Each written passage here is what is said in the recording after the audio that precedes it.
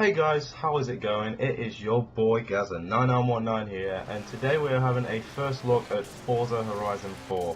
I say first look, but I've been playing it for a couple of months now, and this game has hooked me. I wasn't a massive fan of Forza Horizon 3, but with this, I think with it being based in the UK and me myself being from the UK, it kind of hooks me that little bit more and appeals to me a bit more. So first let's talk about the physics of the game. I think they are brilliant for how realistic they are for this sort of arcadey game, because let's not kid ourselves guys, this isn't exactly a simulation. But yes, the physics are very good. For example, if you go through a puddle you will aquaplane and struggle to steer. If you like hammer on around the corner too harshly with the accelerator, it will chuck you out and you will pretty much just go straight on. If you brake too hard, then you'll get lock up near enough and you will go straight on. But if you balance both the accelerator and the brake, you know, you can get through corners quite nicely, and that's sort of a nice little real bit of physics in there. Right, okay, so let's have a look at the menu, the pause menu. So you got your home, you know, pretty self-explanatory with a world map, etc. Next we have Horizon Life, where you have these cool wheel spins, and that way you can get stuff like, you know, you can get gestures, you can get clothing. I'm just going to do one now. And yeah, you can get cars as well and money. And with this in particular one, obviously I've got this Civic by far, not too bad. I like them, I think they're okay. But anyway, you can get these super wheel spins, which are pretty much 3 normal wheel spins. The team adventure is something where you can set up with your friends and that, and I think it's just you guys in one lobby. Creative Hub, just create events and paints and stuff, I'm pretty sure. Cars, you know, it's again pretty self-explanatory. Rivals, I am not 100% on that one, I need to try that. I think it's competing with times. Again with clubs, not 100% with that one. And also, well, with a marketplace, I think you just buy loads of bundles and stuff, but I'm not 100% sure. It'll be something like that.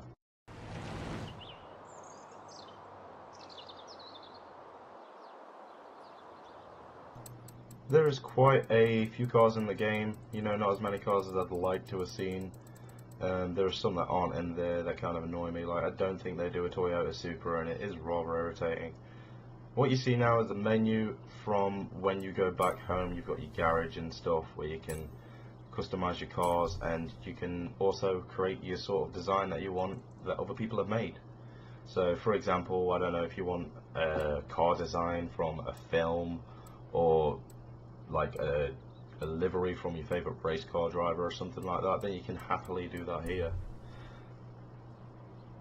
Also, you can just change the paint of your car if you wanted to in that right hand side there. And also you can upgrade your car. This is a interesting one. You can either upgrade just standardly, as you usually would here, like, you know, select whichever mod you want or whatever. Or alternatively, you can go online and just like the paint, you can select the best tune that somebody else has done for the car. But it depends what you want to go for, really. I mean, if you want to do it yourself, or if you just want to save time and just get a tune that somebody's done. So far I've found all the tunes that other people have done have been better than my own. That's probably just because I'm terrible at that sort of area. This next thing is quite a cool feature. I really do enjoy this. So the auction, you can pretty much search for any car you want. Again, I find it annoying that some of, like, you don't have some of the cars that you'd like to have, like Toyota Supras, like I said. I'm really annoyed about that. But yeah, you can pretty much get most cars on here. But you can search for specific ones. This Beetle looks quite nice. I think I'll have that. But yeah, it's quite cool. It's quite a cool way. I mean, it is sort of annoying how you've got to go through that instead of just going to a dealership and buying a car. But it is what it is, I guess.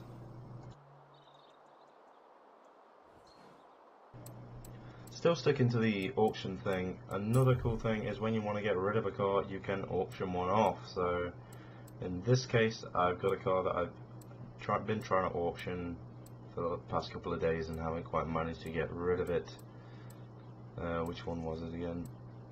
That was the Hyundai. And you can pretty much name your price, but if it's anything stupidly high, then obviously no one's going to buy it because these are other players buying your auction car. But it's a pretty cool thing. Again, it's a shame that you can't just sell it and just get your money for it, but it's a cool concept. Now with the races, you can start them up as solo, co-op with your friends, player versus player, or rivals. And then you can either set up your own event, like your own little banner for it, or just click the default one and then it lets you select your car. Yes, I know my character's doing some weird thing, but that's one of the sort of gesture things that you can choose for your player to do when he like wins a race, etc. But yeah, the races are quite decent. The way they do the races is your opponents are drivatars, and anybody who's not familiar with this, it's basically a thing that's been dragged over from like the Forza sort of thing.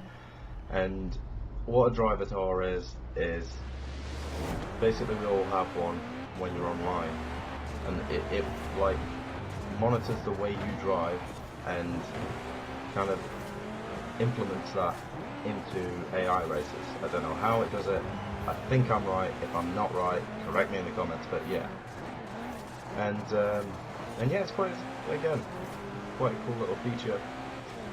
And I do like, even though this is sort of like an arcade game, like how they include drafting and stuff.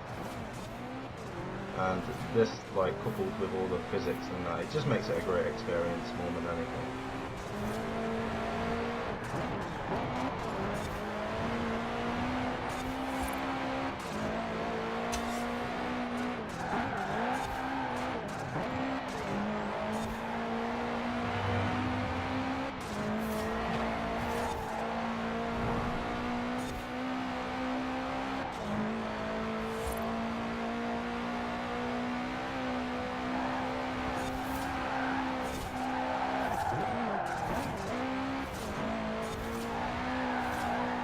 This is another good thing. I think it was in Forza Horizon 3, but the ability to rewind, and I know it's been in many racing games and that, and it's kind of a thing of the past, but it's still just a cool feature, you know. If you haven't quite taken a corner amazingly and you're just not happy with it, then you can just have another attempt with it. And it is pretty helpful, really, because crashing is annoying at the best of times.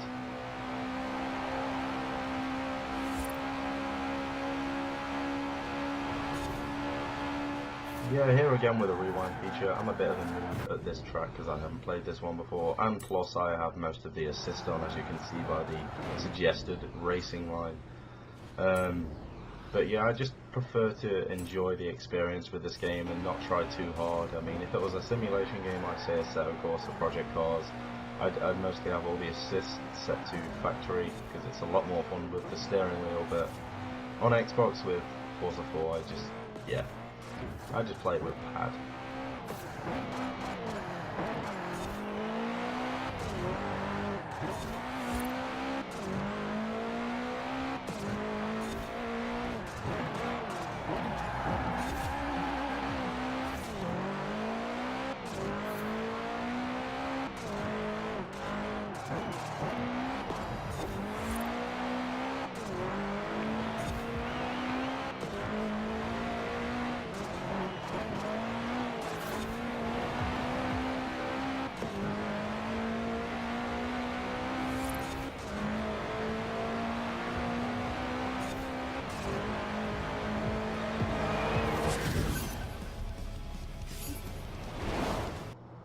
If you remember what I explained earlier with the custom liveries that you can also get these sort of ones. I don't know if they are legal because I know someone did a mod like this before and got into trouble for it.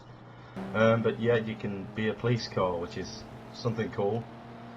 And yeah, for some unknown reason this guy was just driving next to me when I was doing this, but hey ho, if he wants to be part of the Gazro Packer gang, I guess, then he can go for it, but he disappeared. I don't even know what I'm talking about anymore. I'm babbling on. I hope you enjoyed this video, guys. Don't forget to like and subscribe if you haven't already. And hit that bell icon for future uploads. But until the next time, guys, peace.